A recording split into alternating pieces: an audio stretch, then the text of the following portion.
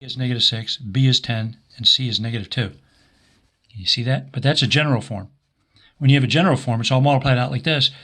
If I give you this is a circle. I would want you to find the center, the radius, graph it, and do all that kind of stuff.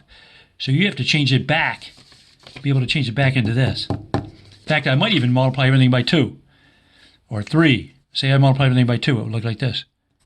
2x squared plus 2y squared minus 12x plus 20y minus 4, 2 times 0 is 0. I'm going to give you that and say, oh, here's some, I'd probably tell you, this is a circle. Tell me the center, tell me the radius, graph it, tell me the domain and range, stuff like that. So you're going to have to go backwards. You got to complete the square to put this back into the standard form. So you want to change this. If I say find center and radius of this circle over here. Suppose they say find the center and radius of that circle and then graph it or whatever. We graphed it already, but I might say graph it also. Stuff like that. Okay? So first thing you want to do is put it in this general form. You want ones. See, it's a circle. If both of these numbers in front of the x squared and the y squared are both the same number, if it is, you can divide by that number and put it back in this form over here, which is what you want to do. So if these two are the same number, it's a circle or it's a degenerate case, which, whatever that means, you don't have to worry about that. But let's divide everything both sides by 2 to put it back so we can get 1x squared and 1y squared. If I give you something like that, make sure these are 1s, the coefficient of x squared and y squared. So divide this one by 2, x squared. Divide that one by 2, y squared. Divide this by 2, minus 6x. Divide 20 by 2, that'll be a 10 plus 10y. Divide this by 2, minus 2. 0 divided by 2, 0.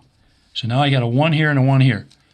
Okay? Now you want to change it back into standard form. You have to do it by completing the square. So group the x stuff together. See, x squared minus 6x. Move this over with the x's.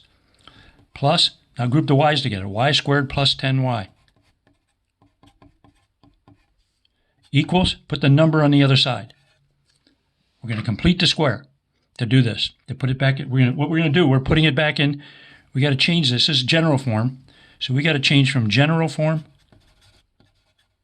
We're going to convert it back into standard form. That's what we're going to do. So we can tell the center and the radius. We want to change it from general to standard. We want to change it back into this. To do that, we got to complete the square. Look, x minus 3 squared. Doesn't that make you think you're going to complete the square on this part? Okay, so let's do it. So I want something here. See, I want, the general form of a circle, or the standard form, is this. See, I want something like this. X plus or minus some number squared. Y plus or minus some number squared equals some number over on this side. Okay?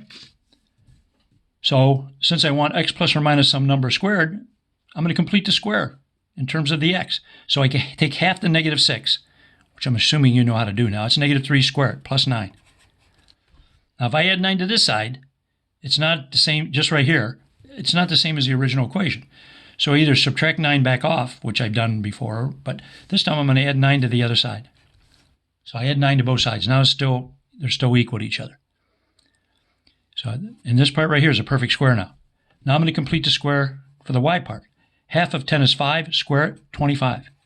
So I add 25 to both sides. Add the same thing to both sides. Now this is a perfect square.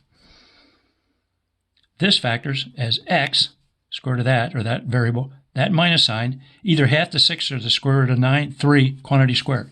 You can multiply back out, FOIL it to prove that that's true.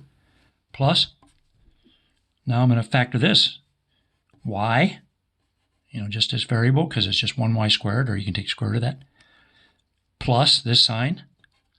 Half of 10 is 5, or square root of 25 is 5. Put that plus 5 there, squared, equals. Add all these up, you should get 36 again. Okay? And here it is back in standard form. That's how you change it, from general form to standard form by completing the square. And once you put it back in standard form, see, now it's this. You can tell the center, the radius, graph it, and do all the stuff we did before. Okay? All right.